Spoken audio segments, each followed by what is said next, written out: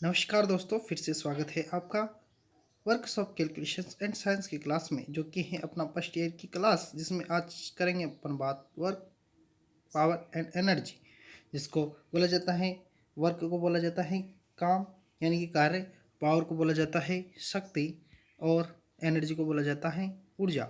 ठीक है, तो इसी के बारे में अगर मैं कुछ आपको बताऊं तो जैसे कि आप जानते होंगे कि कार्य किसे कहते हैं, तो कार्य कहा जाता है कि बल और बल के द्वारा चली गई दूरी के गुणनफल को कार्य कहा कहते हैं। ठीक है, कह सकते हैं या कहते हैं। ठीक, इसी के साथ कार्य करने की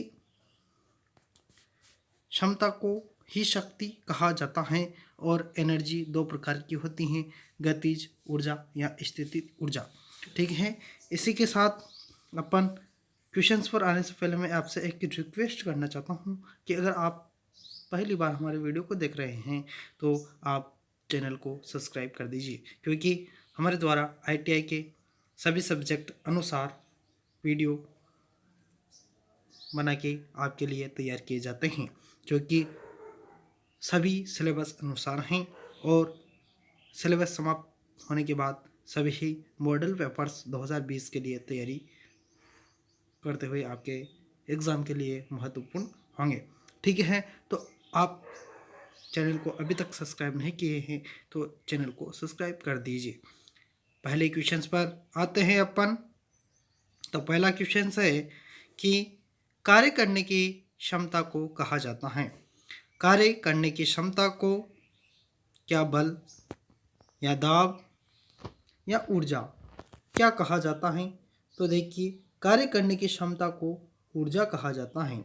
और इसी के साथ आपसे एक और बात पूछ लें कि कार्य करने की दर को कहते हैं। तो कार्य करने की दर यानी कि रेट को शक्ति कहते हैं और कार्य करने की क्षमता को ऊर्जा कहते हैं। ठीक है, आपको क्षमता और दर के बारे में पता चल गया होगा। ठीक है, आते हैं अगले क्वेश्चन पर। अगला क्वेश्चन है, सीजीएस प्रणाली में स्थितिज ऊर्जा का मात्रक होगा। देखिए, यहाँ पर ऑप्शंस है अर्ग, फुट, पॉन्ड, जूल, कैलोरी। तो जैसा कि मैं आपको बता देता हूँ कि सीजीएस प्रणाली में स्थितिज ऊर्जा का जो मात्रक है वह अर्ग है। ठीक है, अगला क्वेश्चन है, मीट्रिक प्रणाली में एक एचपी बराबर होता है। मीट्रिक प्रणाली में एक एचपी बराबर होता है क्या? 720 वाट, 746 वाट, 720.28 वाट, 735.5 वाट क्या होता है? तो यहाँ पर जो ऑप्शंस दिया है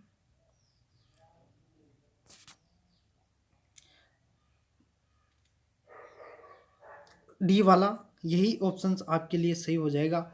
735.5। अगर मीट्रिक प्रणाली की जगह आपसे ब्रिटिश प्रणाली से पूछ लिया जाता, यानी कि ब्रिटिश प्रणाली में एक एचपी बराबर होता है, तो आप बी ऑप्शंस को क्लिक करते तो आपका जवाब सही हो जाता। लेकिन इस जगह आप अगर बी को क्लिक करोगे तो आपका ऑप्शंस गलत हो जाएगा। ठीक है, अगला क्वेश्चन है आपका, कार्य करने की दर शक्ति कहलाती हैं। शक्ति का एसआई मात्रक क्या होता है? ऑप्शंस हैं जूल प्रति सेकेंड, जूल प्रति second square, newton metre, newton metre square. तो इसमें जो आपका डी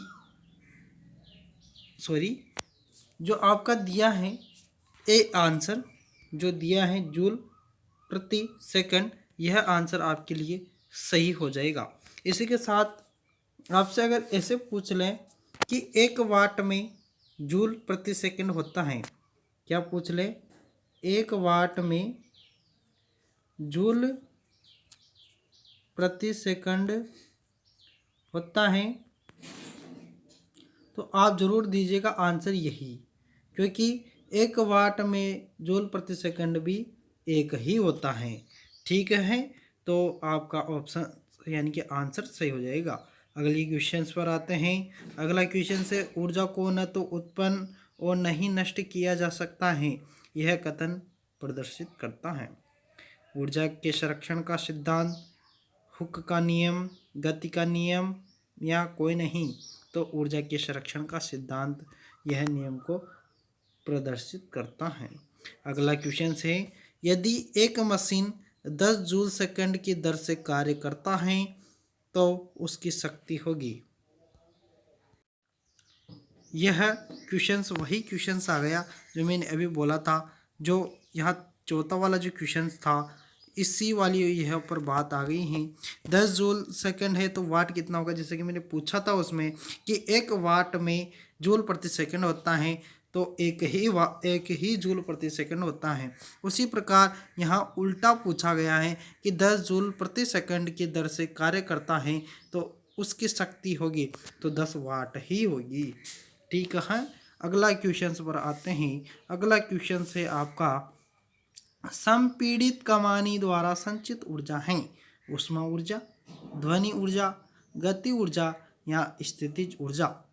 तो इसमें आंसर होगा आपका स्थितिज ऊर्जा। ठीक है, डी वाला आंसर आपका सही हो जाएगा। इसी के साथ एक और क्वेश्चन से यह पूछ लिया जाता है कि एक वस्तु में अपनी स्थिति व अवस्था के कारण कुछ ऊर्जा विद्यमान होती हैं, इस ऊर्जा को क्या कहते हैं? तो इस ऊर्जा को भी स्थितिज ऊर्जा ही कहते हैं। ठीक है, क्वेश्चंस अगर समझ में ना आया हो तो आप वीडियो को रिवीज कर कर देख सकते हैं। मैं बार बार नहीं बोल सकता क्योंकि वीडियो काफ़ी लंबा हो जाता है तो फिर परेशानी बनती है। ठीक है, तो आप वीडियो को रिवीज करके जरूर पढ़िएगा। कुछ मैं क्वेश्चंस डायरेक्ट बोल देता हूं तो उनको समझ लिया करो। ठीक है, अगला क्वेश्चंस जैसे कि इसी पर एक और आधारित एक और क्वेश्चन बनता है कि निम्न जो होते हैं स्थितिज ऊर्जा की कोई उदाहरण पूछ लें आपसे, तो धरातल से ऊंचाई पर स्थित जल, यह एक इसका उदाहरण होता है। क्योंकि धरातल से ऊंचाई पर स्थित जो जल होता है, जैसे कि यह धरातल है और यहाँ पर जो जल भरा हुआ है, ये क्या एक स्थित ऊर्जा का कार्य करता है। ठीक है, अगले क्वेश्चंस पर आते हैं। अगला क्वेश्चन है अपना कि विद्युत मोटर में विद्युत ऊर्जा किस ऊर्जा में रूपांतरित होती हैं? तो देखिए, विद्युत मोटर जो होती है उसमें अपन विद्युत एनर्जी देते हैं, तो वह क्या करता है कि यांत्रिक ऊर्जा उत्पन्न करती है।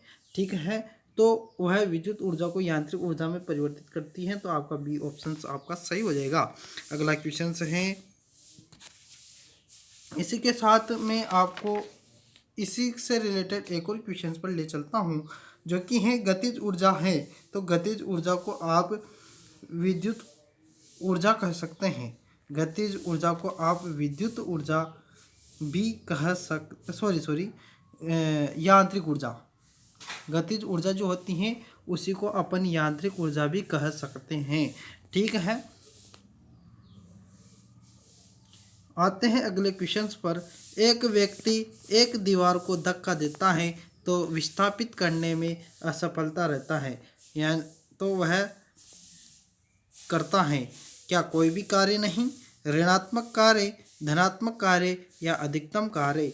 तो उसका आंसर होगा कोई भी कार्य नहीं करेगा। अगर अपन किसी दीवार को धक्का लगा रहे हैं और दीवार खिसक भी नहीं रही है, कुछ कार्य नहीं हो रहा है, तो वह कोई भी कार्य नहीं है।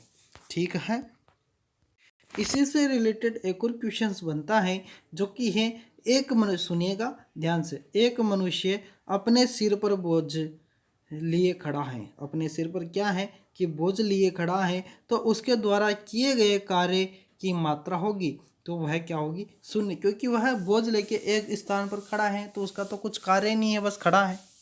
ठीक है, तो यह कुछ क्वेश्चंस इस प्रकार से बनते हैं, तो उसका आंसर होता है कि कोई कार्य नहीं किया, यानी कि शून्य कार्य या कोई कार्य नहीं किया।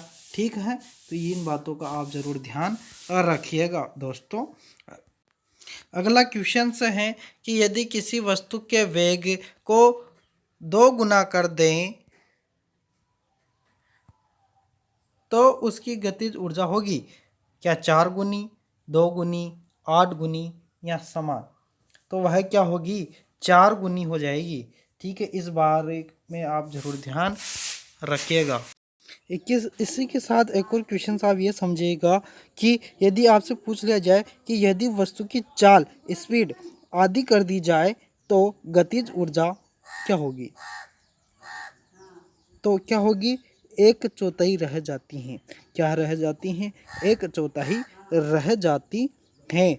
तो देखिए, मैं आपके एक क्वेश्चन के साथ 2 क्वेश्चन यानी कि उसी के साथ मिलते जुलते क्वेश्चन भी क्लियर करवा रहा हूँ। तो आप को अगर वीडियो पसंद आ रहा है तो चैनल को जरूर यानी कि वीडियो को जरूर लाइक कीजिए, और चैनल को अभी तक आपने सब्सक्राइब नहीं किया है दोस्तों तो आप चैनल को सब्सक्राइब कर लीजिएगा। आते हैं अगले क्वेश्चन पर। देखिए कि इसी के साथ एक और क्वेश्चन में आपको बताऊं तो देखिए, गतिज ऊर्जा का जो उदाहरण है, गतिज ऊर्जा के जो उदाहरण हैं वह है चली हुई गोली, यानी कि बंदूक से निकली गोली यानी कि गति कर रही है तो गतिज ऊर्जा है। बहता हुआ पानी भी क्या है? गतिज ऊर्जा के उदाहरण होते हैं। और चलता हथौड़ा भी क्या होता है? गतिज ऊर्जा के उदाहरण है। ठीक है, आते हैं अगले क्वेश्चन पर। ठीक है, तो इसी के साथ एक और क्वेश्चन पूछ लिया जाता है। अगर पूछ लिया जाए तो देखिए, समझिए आप कि यदि किसी कण का रेखीय संवेग यदि किसी कण का रेखीय संवेग 2 गुना कर दिया जाए तो इसकी गतिज ऊर्जा होगी। तो इसकी गतिज ऊर्जा क्या हो जाएगी? 4 गुनी हो जाएगी। इस बारे में भी आप ध्यान रखिएगा। वेग बढ़े या संवेग बढ़े तो भी गतिज ऊर्जा क्या होगी? 4 गुनी होगी। इस बात का आप ध्यान रखिएगा। यहाँ पर वेग हो या संवेग हो तो भी आपका आंसर क्या होना चाहिए? 4 गुनी होना चाहिए। ठीक है, इसी के साथ में एक और बात आपको बता देता हूँ कि जब एक कण रेखीय सरल आवर्त गति में रहता है तो उसकी गतिज ऊर्जा अधिकतम होती है मध्य स्थिति में। मध्य स्थिति में क्या होती हैं? अधिकतम होती हैं। एक और बार आप बात समझ लीजिए कि जब एक कण रेखीय सरल आवृत्ति गति में रहता है तो उसकी गतिज ऊर्जा मध्य स्थिति पर अधिकतम होती है। ठीक है, अगला क्वेश्चन है आपका कि साधारण मशीन की क्षमता सामान्यतः दर्शाई जाती हैं क्या जूल में, किग्रा में, किलोवाट में या इनमें से कोई नहीं? तो यह जो क्षमता दर्शाई जाती हैं यह हमेशा किलोवाट में दर्शाई जाती हैं। ठीक है, अगला क्वेश्चन है। देखिए, यह जो 11वां क्वेश्चन है इसको मोस्ट इम्पोर्टेंट लगा देना आप, बहुत ही मोस्ट इम्पोर्टेंट लगा लेना, क्योंकि यह क्वेश्चन बहुत ही लाजवाब हैं। यह पूछा गया क्वेश्चन है, बहुत सारी बार पूछा गया क्वेश्चन है, तो इसको आप मोस्ट इम्पोर्टेंट लगा लेना। अगला क्वेश्चन है, निम्न में से किसमें स्थितिज ऊर्जा है? तो किसमें स्थितिज ऊर्जा है? क्या चलती हुई गोली, बहता हुआ पानी, चलता हथौड़ा या घड़ी की लिपटी हुई स्प्रिंग? तो इसमें कौन सा सही हो जाएगा? तो इसमें कौन सा सही हो जाएगा? तो इसमें होगा आपका डी वाला सही हो जाएगा, क्योंकि यह स्थितिज ऊर्जा है। ठीक है, तो इसमें डी वाला अपना आंसर सही हो जाएगा कि घड़ी की लिपटी हुई स्प्रिंग वह क्या होती हैं? स्थित होती हैं। ठीक है, यह ध्यान रखिएगा। ये सभी हैं जो ऑप्शंस हैं, यह सभी क्या है? यह गतिज ऊर्जा के हैं, तो यह ध्यान रखिएगा। अगला क्वेश्चन है आपका कि एक चलती हुई कार और एक रेल इंजन दोनों में समान गति जो ऊर्जाएं हैं तो किसका संवेग ज़्यादा होगा? तो रेल इंजन का संवेग अधिक होगा। ठीक है, तो आज के लिए कार्य शक्ति और ऊर्जा के यूनिट्स में आज के लिए इतना ही काफ़ी है। जितने आप सवाल बनेंगे इनके वह मैं अगले नेक्स्ट वीडियो में लेके आऊँगा। तो फिलहाल के लिए हमें दीजिए इजाज़त। अगर आपने अभी तक भी चैनल को सब्सक्राइब नहीं किया है तो दोस्तों चैनल को ज़रूर सब्सक्राइब कर दीजिएगा। और वीडियो को अगर आपको पसंद आया हो और आपके कोई दोस्त हो, मित्र हो, तो 1-2 ग्रुप में इस वीडियो को ज़रूर भेजेगा, ताकि उनको भी कुछ फ़ायदा हो जाए और आपको भी कुछ फ़ायदा हो जाए। कुछ क्या, बहुत कुछ फ़ायदा होने वाला है। हमारे साथ जुड़े रहे रेगुलर। ठीक है, तो धन्यवाद।